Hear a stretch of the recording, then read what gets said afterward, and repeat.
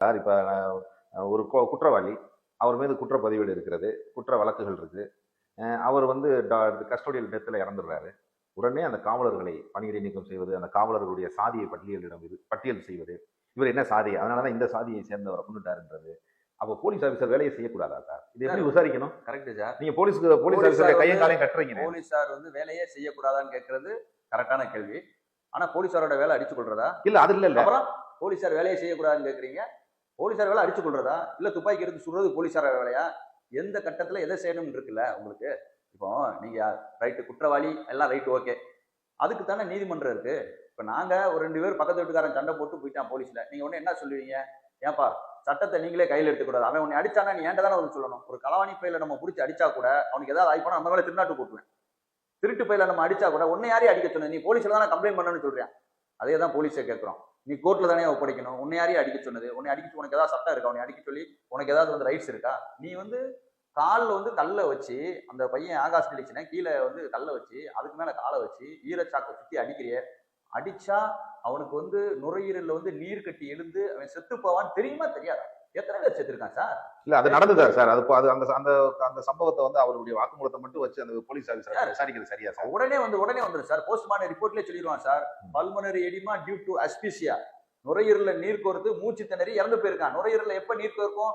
காலில் வந்து பிராக்சர் வந்துட்டாலே டியூ டு தட் பிராக்சர்னு போட்டிருப்பான். அந்த பிராக்சர் வந்தாலே ஆட்டோமேட்டிக்கா அவன் பதட்டம் ஆயிடுவான், நுரையீரல் நீர் கோர்த்துரும், மூச்சு தண்ணி செத்து போயிடுவான்னு போட்டிருப்பான் sir. Sivanthipatti lockup death Manickaraj Murugesan எடுத்துக்கங்க. பேச்சுத்துறை காலில் சுட்டு, அதுலயும் காலில் சுட்டி இறந்தான். பாலகிருஷ்ணன் அகரம் பாலகிருஷ்ணன் எடுத்துக்கங்க. இப்ப வரைக்கும் திருச்சி துறை கொம்பன் எல்லாத்தையும் எடுத்துக்கங்க. எல்லாத்துக்குமே தான் சார் அஸ்பீசியா வந்து தான் சார் சாவான். ஏன் வந்து நாங்க என்ன கேட்கிறோம்னா, குற்றவாளியை வந்து நீ கேட்டகரியா பிரிச்சுட்ட. 3 கொலை பண்ணா A+, அதுக்கு 2 கொலை பண்ணா A, அதுக்கு கீழே உள்ளவனுக்கு வந்து ABCன்னு பிரிச்சிருக்கீங்கல்ல, ஹெச்எஸும் ஓப்பன் பண்ணியிருக்கீங்கல்ல. நாங்கள் என்ன கேட்குறோம்னா, நீங்கள் என்கவுண்டர் பண்ணணும், கையை அடித்து உடைக்கணும்னா எல்லா சமூகத்தையும் உடைக்கணும். ஆனால் நீ 100 உடைச்சன்னா அதில் 60 பேர் தேவர், 30 பேர் தேவேந்திரர் இருக்கான். ஏன் இந்த பாகுபாடு? இந்த இரு சாதிக்கு மட்டும் எதுக்காக வந்து இவ்வளவு ஒடுக்குமுறை? ஒன்று. அதுல பெரிய பெரிய ரவுடி இருக்கான் பாருங்க, 5 கொலை 8 கொலை பண்ணவன், அது எல்லா சமூகத்திலும் இருக்கான். அவனை இது வரைக்கும் நீ டச் பண்ணல. ஏன்னா அவன் அரசியல் சார்ந்து இருக்கான், அவனுக்கு அரசியல்வாதி வந்துடுறான், அவன் சார்ந்த சமூக பலம் அவனுக்கு இருக்கிறது, அவனுக்கு சப்போர்ட் நிறைய பேர் பண்றான். ஏன் காவல்துறைக்கே அவன் உதவி பண்றான் பல பிரச்சனைகள்ல. அவனெல்லாம் விட்டுற. இந்த சும்மா சின்ன சின்ன அடிதடியில சம்பந்தப்பட்டவன், ஒரு சாதிக்குள்ள சண்டை போட்டவன் இருக்கான் பாத்தீங்களா, அவனை சுட்டு கணக்கு காட்டுறிய. இது என்ன நியாயம், என்ன நீதி? இதைத்தான் கேட்கிறோம். நீங்க அஜித்குமார் மரண வழக்கு நடந்தது இல்ல, அன்னைக்கு எல்லாரும் போராடணும். அன்னைக்கு போராடின உடனே 40 லட்ச ரூபாய் அஜித்குமாருக்கு கொடுத்துட்டீங்க. எல்லா திமுகல இருந்து எல்லா அமைச்சர்களும் வந்து அவனுக்கு பணம் கொடுத்தீங்க, அந்த பையனுக்கு பணம் கொடுத்தீங்க, நிவாரணம் கொடுத்தீங்க, வேலை கொடுத்தீங்க, அந்த பையனோட தம்பிக்கு இது வந்து வீடு கொடுத்தீங்க, எல்லாமே கொடுத்தீங்க. அந்த சம்பந்தப்பட்டவங்களை உடனே அரெஸ்ட் பண்ணிட்டீங்க, உள்ள வந்து இப்ப ட்ரையல ஃபேஸ் பண்ணிட்டு இருக்காங்க. ஏன் ஆகாஷ் டெலிஷனுக்கு அதை பண்ணல? எல்லாம் இவன் குற்றவாளி நீங்க சொல்றீங்க, அதான் சொல்ல. ஆமா சார், ஆகாஷுக்கும் அஜித் குமார் ஒரே தட்டுல வச்சு பார்க்க குற்றவாளியா நீங்க அஜ்மல் கஜாப்பா என்ன சார் பண்ணீங்க? 5 வருஷம் வந்து அவனை உள்ள பிடிச்சு போட்டு ட்ரையல் நடத்தி அப்புறம் தான் தூக்குல போட்டீங்க. அப்படிதான் தூக்குல போட்டீங்க. அஜ்மல் கஜாப்பா கூட ஜெயில இருக்கக்கூடிய ஒரு ஜெயிலர் குத்திட்டாருன்னு வச்சுக்கோங்க, அவர் அஜ்மல் கஜாப்பா குத்திட்டாருன்னு சொல்லி அவரை வெளியே விட போறீங்க, அதுக்கும் கொலை கேஸ் தான் போடுவீங்க, திருநாட்டு போடுவீங்க. இந்த ஆகாஷ் டெலிஷன் என்ன சார் பண்ணிட்டேன்? 10 பேரை கொலை பண்ணிட்டானா?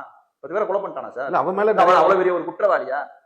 அடிதடி நடந்துட்டு வெட்டு குத்து நண்பர்களுக்குள்ள ஏதோ போனாங்க வந்தாங்க, ரைட் சார். அவர் மேல வழக்குகள் இருக்கு சார். வழக்குகள் இருந்தா சுடணும்னா எத்தனை பேரை சார் சுடுவீங்க? நான் சுடணும்னு சொல்லல. அஜித் குமார் வந்து ஒரு காவலர், ஒரு ஏழை, அவர் வந்து தவறுதலாக கொல்லப்பட்டிருக்காரு. ஆனா ஆகாஷ் வந்து குற்றப்பட்டியல் இருக்காங்க. நீங்க அப்படி பேசுறீங்கன்னா நான் இப்படி சொல்லுவேன், அஜித் குமாருக்கும் அடிச்ச காவலர்களுக்கு எதுவும் முன்விரோதம் இருக்கா என்ன? இல்ல இல்ல இல்ல. அஜித் குமார் மேல அந்த அம்மா வந்து திருட்டு புகார் சொல்றாங்க, அவன் திருடேன்னு நினைச்சுதான் அடிக்கிறான். ஆக்சுவலா அஜித் குமார் திருடன் கிடையாது, அவன் திருடன் நினைச்சு அடிச்சிருக்கான். அப்ப அவன் சாயிற வரைக்கும் இவங்களுக்கு தெரியாது அஜித் குமார் வந்து திருடன் இல்லைங்க. இப்ப தெரிஞ்சு போச்சு திருடன் இல்ல, அந்த பையன் நேர்மையான பையன்ட்டு. அதே போலதான் இப்ப இந்த ஆகாஷை நீங்க இது பண்றீங்க பாத்தீங்களா, ஆகாஷ் சம்பவத்துல இருக்கானா இல்லையா அப்படின்றத பொறுத்தளவுல வந்து அது ட்ரையல் தான், போட்டு தான் பார்க்கணும். உனக்கு அடிக்கிறதுக்கு அதிகாரம் யாரு கொடுத்தது?